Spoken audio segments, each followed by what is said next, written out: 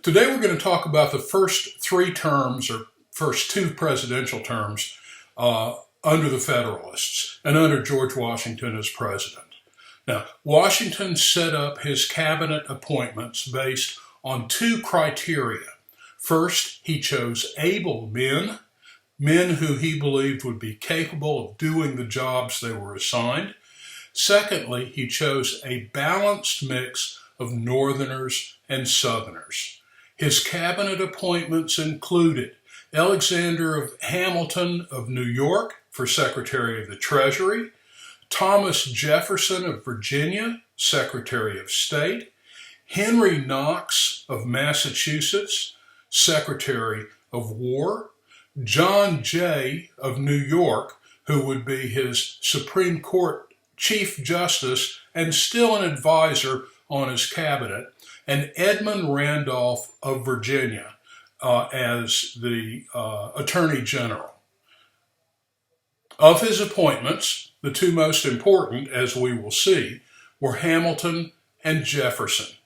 And it's worthwhile to say a little bit about each of them because both had an enormous impact on the way the nation turned out. Now, later on, I'll spend some time on Jefferson, but today we're going to take a look at Alexander Hamilton.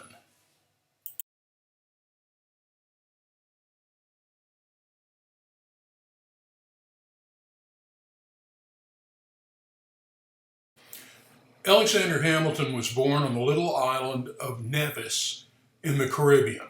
In his teens, he came to America and entered King's College in New York, what is now Columbia University.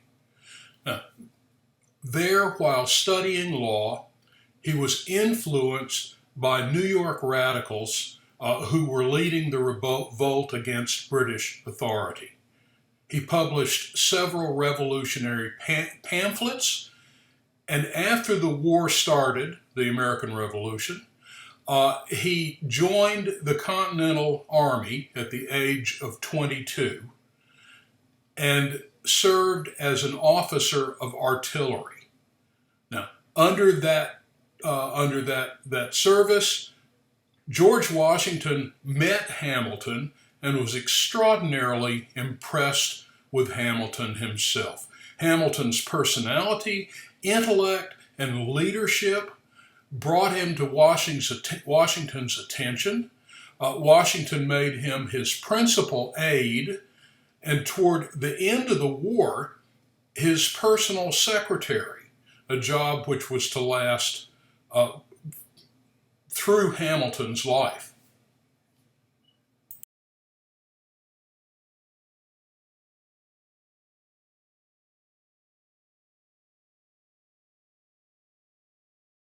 As we've already seen, as personal secretary to George Washington, Hamilton was able to influence both Washington and a number of other Virginia and Maryland and other delegates.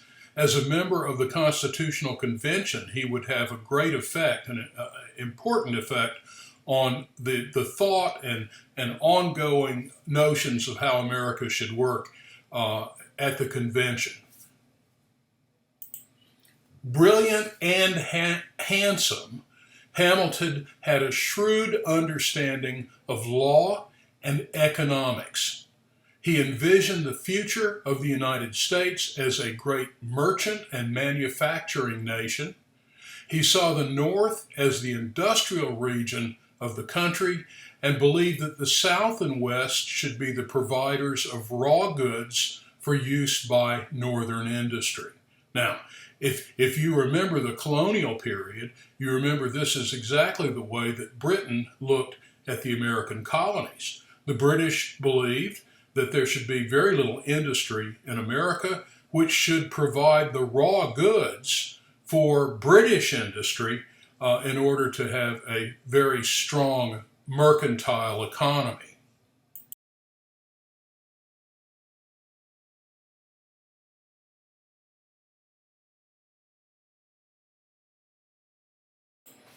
Now, Hamilton carried these ideas that he had about economics into the position of Secretary of the Treasury when Washington took office. Hamilton confronted several economic problems in his new job. The first was solving the problem of state and national debt. The second, providing revenue for a new federal government. The third was establishing a national bank, which he believed was necessary in order to handle federal revenues. And the fourth, to create tariffs to protect American trade and commerce. So let's talk about debt first. In 1789, the United States government still owed some $56 million to American and foreign creditors. The states individually owed some 18 million more. Now, some people believe that the new government should simply repudiate those old debts and start over. After all, the Constitution created a new government. Why not say that the debts of the old government were in the past and let's move on? Hamilton argued that the United States would be unable to have any effective commercial relationships with other nations if it began as a bankrupt. Hamilton wanted to repay all government debts. First, payment of the United States creditors, he said, placed good currency on the United States economy, making economic growth possible. Second, he said, the U.S. gained a sound financial reputation with commercial interests abroad if it proved that it could pay its old debts. Now, both of these were important if the United States was to become a powerful commercial and merchant state. But Hamilton's assumption policy went beyond that. He also said that the federal government should repay all of the state debts as well, so that the new nation and its states could start off with good credit and a clean slate. Now, Hamilton's assumption policy had bitter critics. Most opposition came from the South. The southern states had already paid off most or all of their revolutionary debts. They believed that Hamilton was now asking them to help to pay off the northern state debts as well, which of course he was. There was some justice to this complaint. Most of the outstanding state debt was in the North. Southerners felt that the Assumption Plan was a Northern conspiracy to impoverish the South and essentially let the North off the hook. The Assumption Bill was defeated 5 times in Congress under James Madison, Speaker of the House's leadership in the House. It finally passed when Hamilton agreed that in return for passage, the new national capital would be in the South. The plan was still by no means popular in the South. The Virginia legislature denounced it as unconstitutional and dangerous to the liberties of the people of Virginia.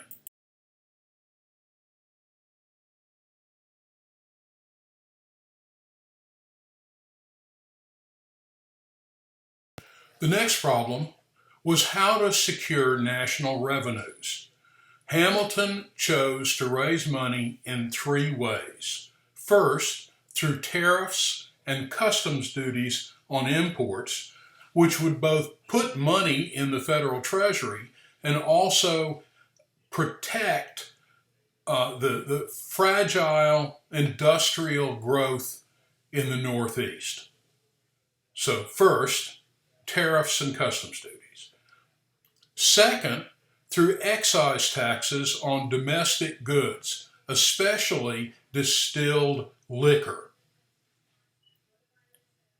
Third, through the sale of federal lands. Huge tracts of land were available west of the Appalachian Mountains that under the Articles of Confederation had been essentially nationalized. They were territories that belonged in sum to the United States of America. Now, Hamilton believed that those lands should be broken up and sold in order to provide federal funding and federal revenues.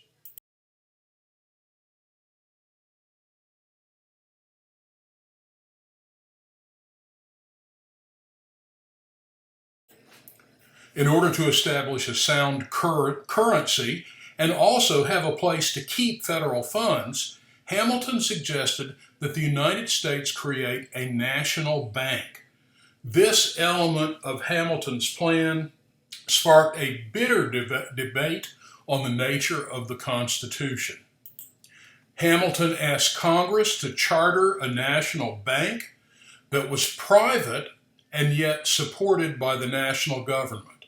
The obvious model of the bank was the Bank of England, a worrisome problem to many Americans because the English bank had become a symbol of both British oppression and British political corruption.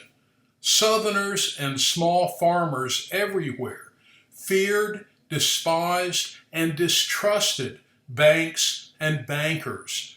They argued that bankers didn't earn a living, they earned their income from the fruits of the labor of honest, hard-working people. In addition, the bank that Hamilton envisioned was to enrich and enable commerce and industry. It would not loan money to farmers or planters. After a long and often bitter debate, the Congress finally created the first Bank of the United States in 1791. James Madison, the Speaker of the House, and Thomas Jefferson, the Secretary of State, argued that the bank was unconstitutional since there was no provision for it in the Constitution. Hamilton argued successfully that the power to establish the bank was an implied power. The Constitution, he argued, authorized Congress to make laws which are necessary and proper for carrying out the other powers that the government is granted.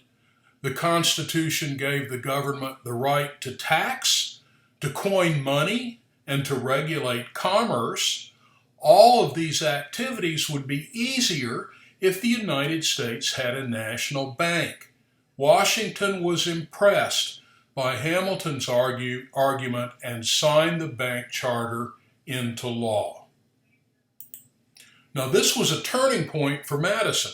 Since 1786, Madison had allied himself with Hamilton to increase the power of national government. Now Madison realized that the Constitution could be molded into a powerful, positive, proactive system of government. And that scared the hell out of him. Up until 1791, Madison had seen the federal system as primarily creating a passive and negative government.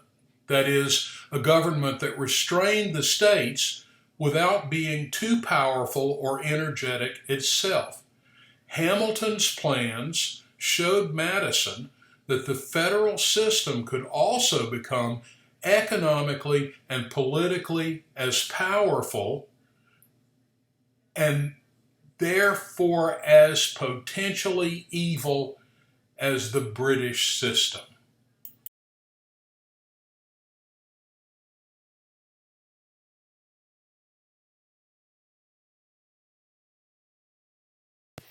In December of 1791, Hamilton dropped the third plank of his economic policy, his report on manufacturing. This report was the embodiment on paper of Hamilton's dream of what the United States should become, his vision for an American future, and how Congress ought to help. Hamilton argued that the future of America was not agrarian, but industrial and commercial. Congress, he said, should do everything in its power to encourage this change. Hamilton called for high protective tariffs, bounties on industrial and technical innovation, and large tax rebates to encourage growth in manufacturing and trade. Two visions for the future of America emerged from Hamilton's policies. The first we might call the Federalist vision, and the second we might call an agrarian Republican vision.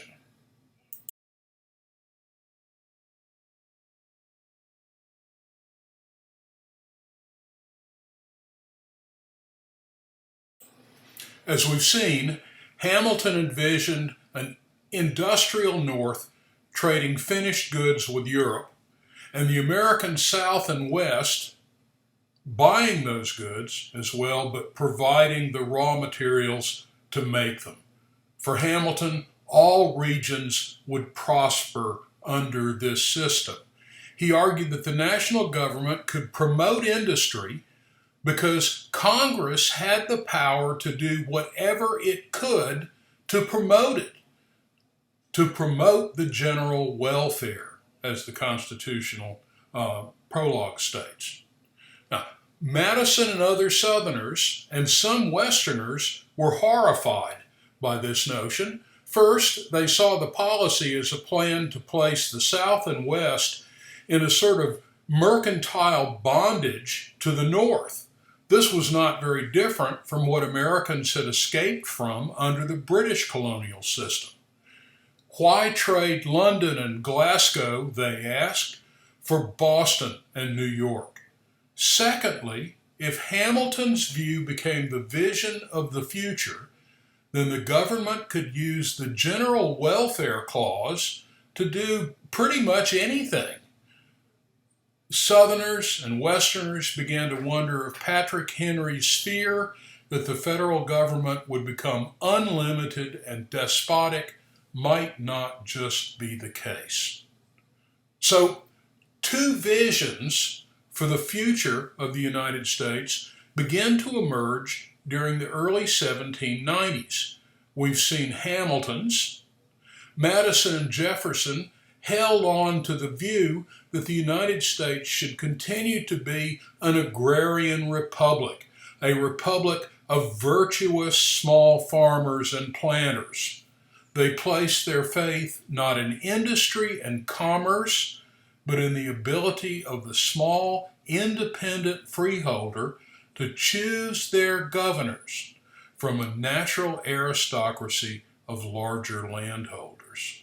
Jefferson stated, quote, "Those who labor in the earth are the chosen of God, in whose breasts he has made his particular deposit for substantial and genuine virtue."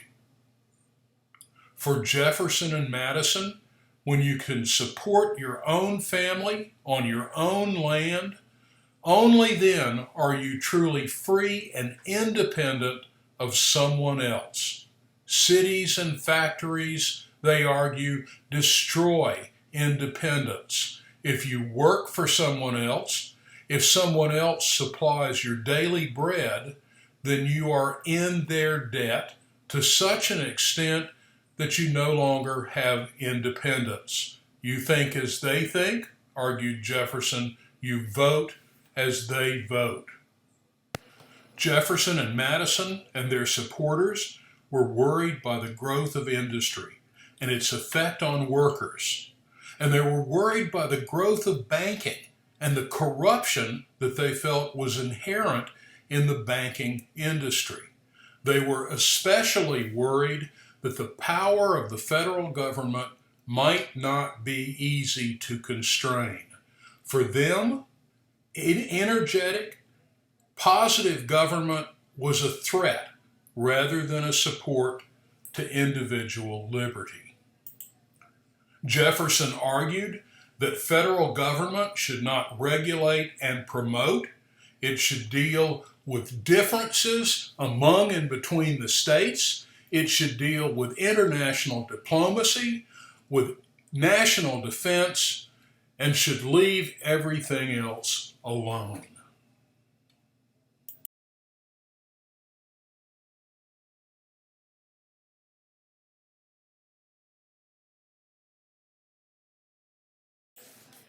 By the end of Washington's first term, the line was fully drawn between Alexander Hamilton and his supporters on the one hand, and Thomas Jefferson and James Madison and his supporters on the other. There were many political parties in the state, but as yet none at the national level prior to this split. National parties were both unexpected and unwelcome. The term party and the term faction in the 18th century in America and England were dirty words. Political parties were considered a danger in a republic because republics thrived on unity and consensus. Faction and division destroyed republics. Americans looked at history and found that every great historical republic, Athens, Rome, Venice, Holland, all of them had been destroyed by factional strife. The bad reputation of parties even lingered after American parties had emerged. Each side accused the other of creating faction. Each side accused the other of creating division. Parties began to emerge in 1791. Until that point, these disputes had centered in the cabinet and the House of Representatives. But in late 1791, they went public when each side created its own newspaper. Alexander Hamilton used Treasury contracts to fund the creation of the Gazette of the United States, which would become his party newspaper. In response, Madison and Jefferson followed suit by creating the National Gazette and supporting it with State Department printing contracts. The two parties were centered as much on personalities as they were on issues. Much of this early party activity was centered on a sort of cult of personality of the party leaders. Much of the party rhetoric was pure character assassination. The politicians of today are rank amateurs, kindergarten bullies by comparison to the mudslingers of this period. Two images of each party slowly began to emerge. A Federalist view of themselves and their opponents, and a Republican view of the Republican Party and its opponents. So let's take a quick look at both of them. The Federalists. They characterized themselves as the defenders of the Constitution. They argue they had secured the nation from anarchy, and their policies would promote peace, order, and prosperity for all Americans. They said their opponents were atheists, anarchists, wild men, bitter enemies of the Constitution and of political and social order. The Republicans argued the Federalists would plunge the nation into riot, disorder, godlessness, and poverty. To Jeffersonian Republicans, the Republican Party was defending the last rampart of the Constitution as it was written, from the Federalists, who would make the federal government a tool to overwhelm the states and the people. Jefferson argued that the Federalists were monarchists and despots, enemies of Republican ideas, and conspirers to take the liberty from the American people.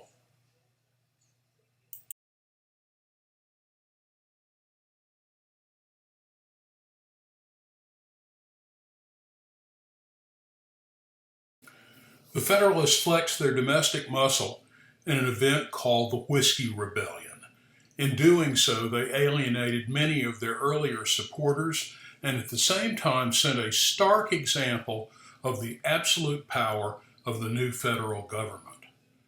Farmers on the western frontier country raised corn as their primary cash crop. The cost of transporting corn on the cob across the Appalachians and Allegheny Mountains was very expensive.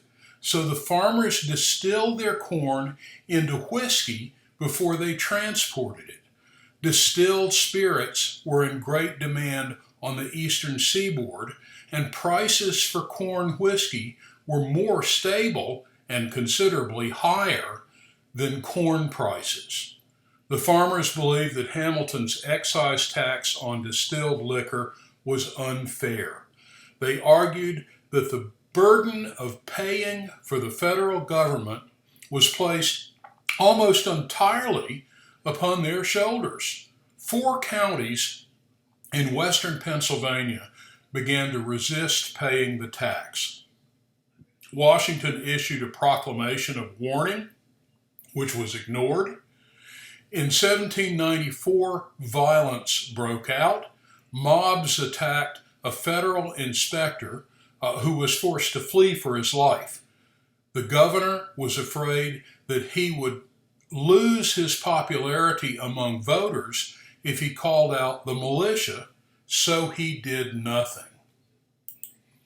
Hamilton advised Washington to take stern action to prove that the federal government would not tolerate disobedience to federal law. Washington sent out 15,000 troops. A force of 1,000 probably would have been enough to put down the rebellion. And he even led the troops himself. Hamilton went along and saw that 13 men were arrested for treason. They were tried and convicted and pardoned while standing on the gallows with a rope around their neck. The Whiskey Rebellion did much to make Federalists unpopular among the middle classes all over the country. This was especially true on the frontier.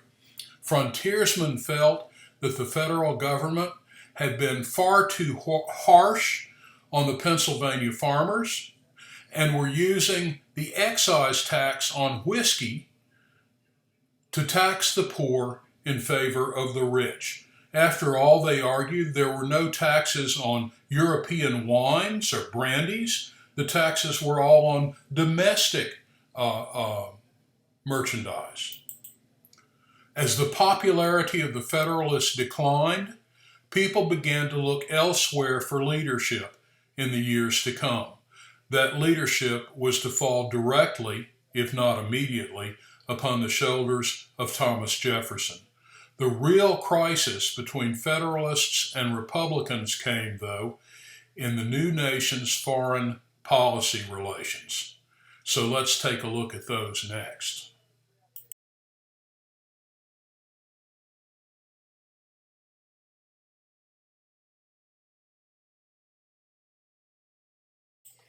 In 1789, the French Revolution began, and as it progressed, Jefferson and his Republicans tended to see the French Revolution as essentially an American Revolution in France. And so the Republicans supported the French Revolution. Within a year or two, France and Britain were at war. Hamilton supported Britain, and so the Federalists supported Britain in the conflict between the French and the British. In 1778, the United States had made a treaty with France, an alliance that the United States profited from, certainly. And the treaty said that the United States would help to defend the French West Indies should France and Britain ever go to war with each other. But Washington had no desire to see the new nation drawn into a European war, and Hamilton certainly had no desire to see the new nation drawn into a war against Great Britain. The French government sent Edmund Genet, the guy down there in the left-hand corner, to the United States to demand that Washington fulfill his treaty obligations to France. But instead of landing in New York, where the government was, he landed in Charleston, South Carolina, in April of 1793 and began to pay money to fit out privateers, enlist sailors, and purchase weapons before he had even presented his credentials to the government. Many Americans welcomed and supported Genet and hoped that the United States would honor the treaty with France. Other Americans, especially the Federalists, supported Britain. Washington ignored both sides. On April the 22nd, 1793, George Washington issued a proclamation of neutrality that stated that American citizens were forbidden to take any part in hostilities among European nations. Congress endorsed Washington's statement by passing the Neutrality Act. Washington then received Genet as a French representative. But when Genet continued to agitate for American support in the war, Washington demanded that he be recalled.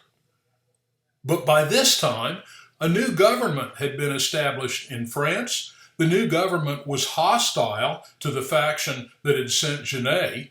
If he went back to France, the only thing awaiting him was the guillotine. Genet apologized to Washington, and the president allowed Genet to settle in the United States. During the war between Britain and France, Britain considered any country that was not allied with her to be an ally of France and therefore an enemy. As a result, British naval ships began to seize American vessels, confiscate their cargo, and impress American sailors into the British Navy.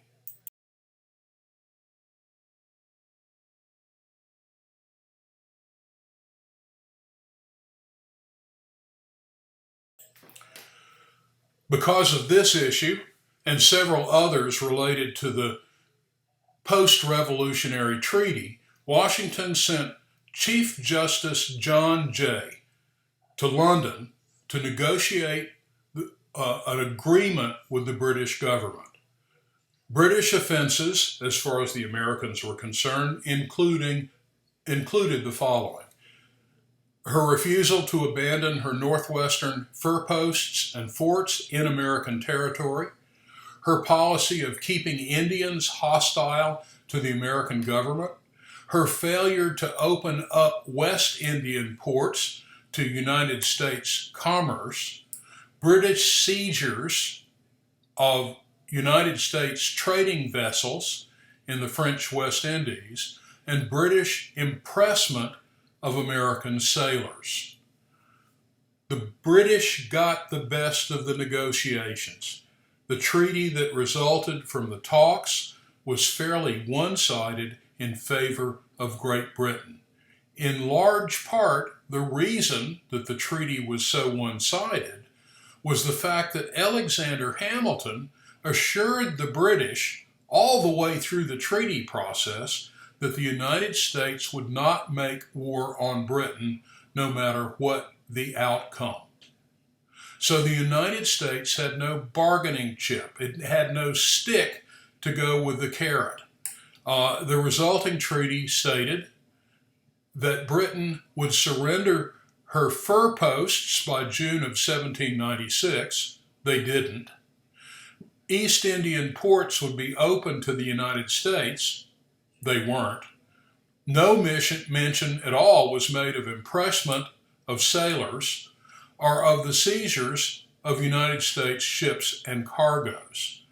The treaty was so unpopular that the Federalists had difficulty in getting Congress to ratify it. Besides the fact that it was an awful treaty, another factor made it unpopular as well. In a popular republic style, what I guess we call optics these days, is just as important as content. Jay's behavior at the court of St. James was not acceptable to the American public. When Jay was introduced at court, he gave a little speech praising the justice and benevolence of King George III. Now, this is what you do when you're introduced as a new diplomat. But this was King George III. You remember him, the royal brood of Britain. The Republican papers also carried stories of Jay's social activities with London society. Republican papers said, "See, the British are corrupting this Federalist snob who doesn't have the Republican virtue to resist." The treaty passed in Congress, but only barely. And to get it passed, President Washington had to use up much of his prestige and enormous reputation to do it. Federalists tried to get it passed in secret, but the Republican newspapers leaked the terms of the treaty to the public. It was a disaster for the Federalists. Alexander Hamilton was stoned in public the day after the treaty was leaked. Now, ironically, Jay's treaty had an unexpected benefit. The negotiations convinced Spain that the United States and Great Britain were close to an alliance, which they weren't. Spain had just signed a treaty with the French Republic and thus faced a probable war with Britain. They decided it would be in their best interest to conclude a treaty with the United States to ensure that the U.S. would remain neutral.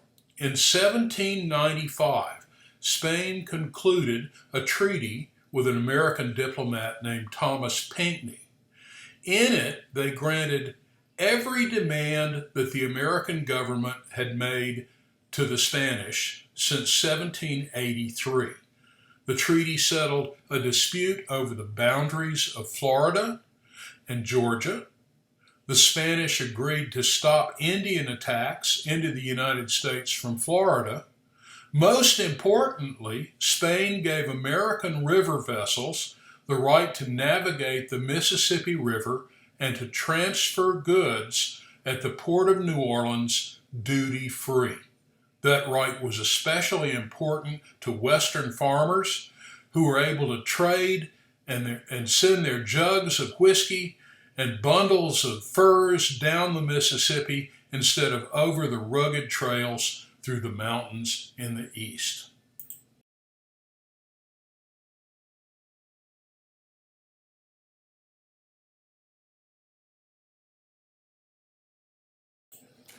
Now, the news of the Jay Treaty especially annoyed the French government. James Monroe had been in Paris attempting to renew friendly relations with France, but really wasn't having much luck. In 1797, shortly after Washington went out of office and John Adams came into office, the second president of the United States, we'll talk more about him later, Charles Pinckney succeeded Monroe as ambassador to France. The French government refused to allow Pinckney to remain on French soil. President Adams finally sent John Marshall and Elbridge Gerry to join Pinckney. The United States Commission was able to travel to Paris, but was completely ignored for several weeks by the French government. Finally, three French officials, referred to in the official documents as Messieurs X, Y, and Z, visited the Americans. They said, in order to be recognized by the French government, they would have to apologize publicly to France for remarks made by President Adams in Congress and pay the French government a bribe of $250,000. Now, that was actually a pretty low bribe. The Prime Minister of France, a fellow by the name of Talleyrand, had just gotten over $1 million from the Austrian ambassador in terms of a bribe. So he was giving the Americans a sort of a blue light special there. When news of the XYZ affair, as it was called, reached the United States, many Americans demanded war. Harbors were fortified, the army was expanded, warships were built, and George Washington was recalled to command the army.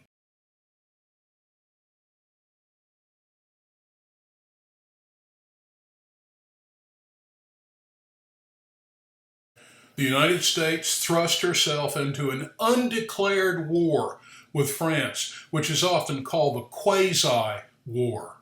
During 1798, more than 80 French vessels were seized by United States privateers and warships. The two countries were, in fact, in the midst of an undeclared war. Neither Adams nor the French government wanted a war. A new commission was sent to Paris. When they reached Paris in 1800, Napoleon had come to power. Napoleon and the American diplomats signed a convention that permitted the United States to ignore the Treaty of 1778. It reopened trade for a short period of time between the two nations.